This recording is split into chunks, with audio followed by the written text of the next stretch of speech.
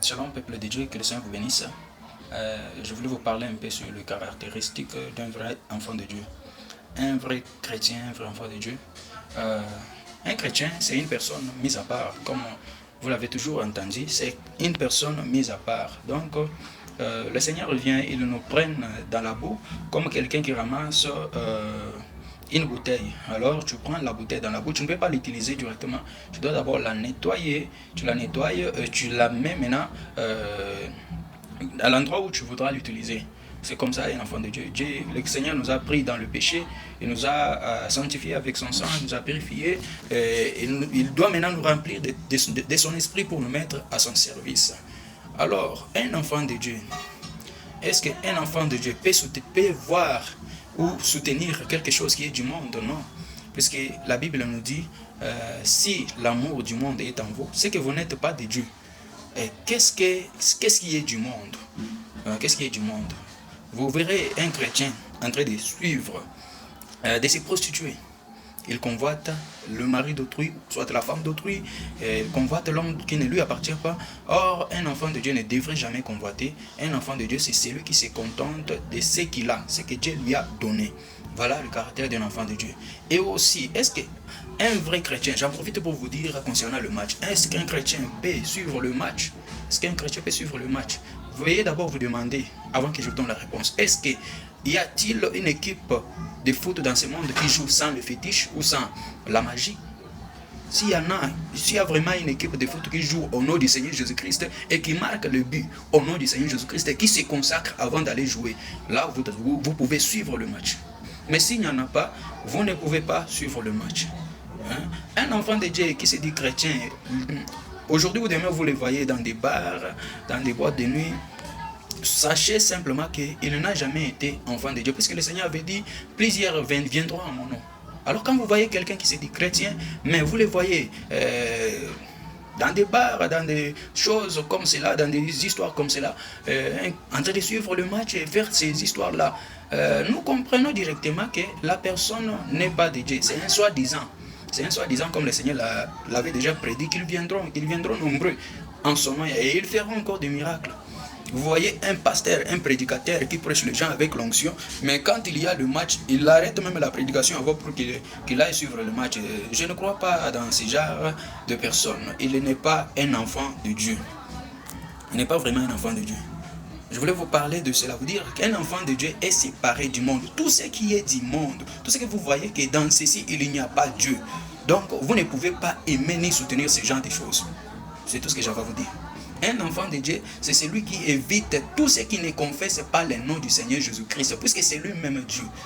Pourquoi on a sorti le mot chrétien? C'est quand on a vu la manière dont les disciples du Seigneur se conduisaient, alors les gens du monde ont dit que ceux-ci sont des chrétiens, car ils vivent comme Christ. Et le mot chrétien veut dire être comme Christ. Est-ce que votre vie est-elle digne de l'évangile?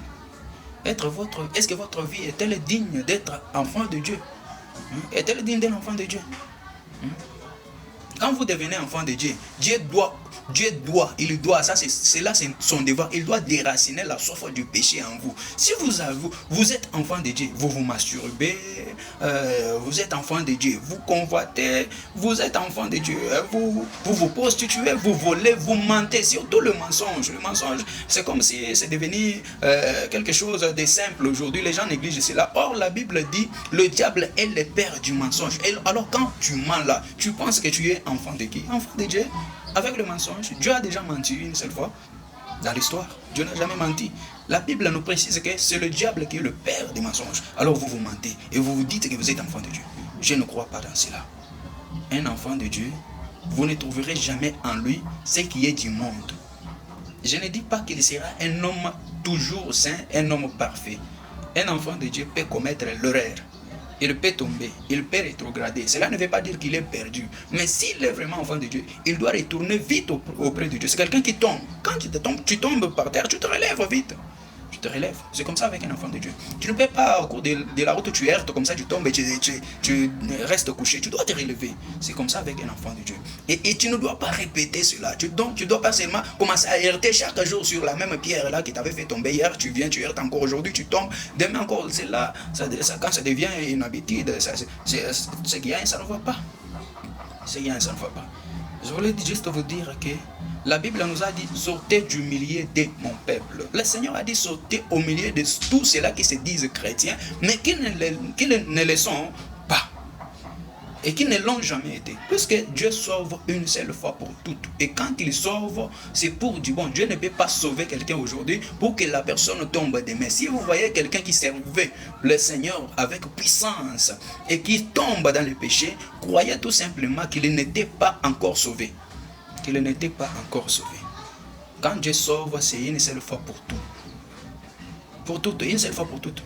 Une personne sauvée ne peut pas retomber dans le mal.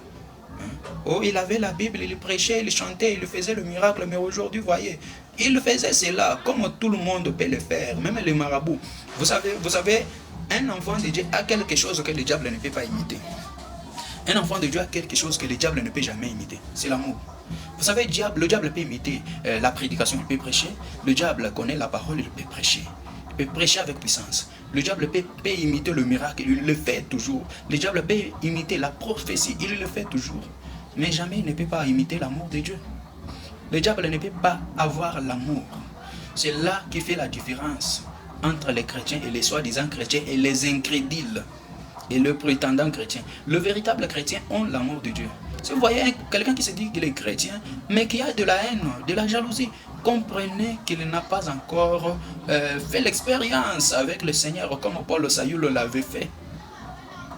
Un enfant de Dieu, c'est quelqu'un qui a de l'amour.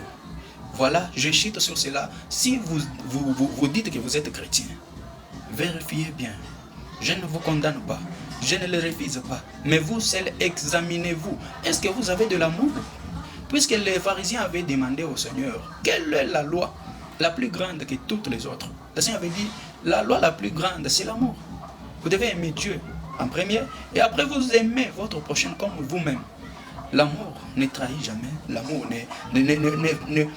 ne soupçonne, ne parle mal. L'amour est amour. Elle accepte tout. Il agrée tout l'amour. L'amour agrée tout.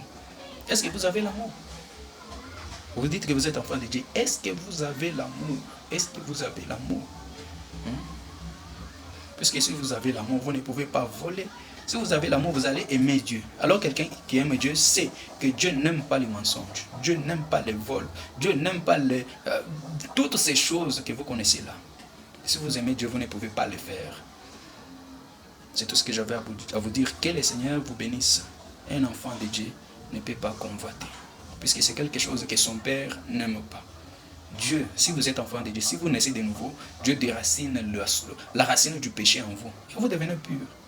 Vous pouvez tomber par erreur, pas par conscience. Vous faites les choses consciemment et vous dites que vous êtes chrétien. Non, je ne peux pas le croire. Que Dieu vous bénisse.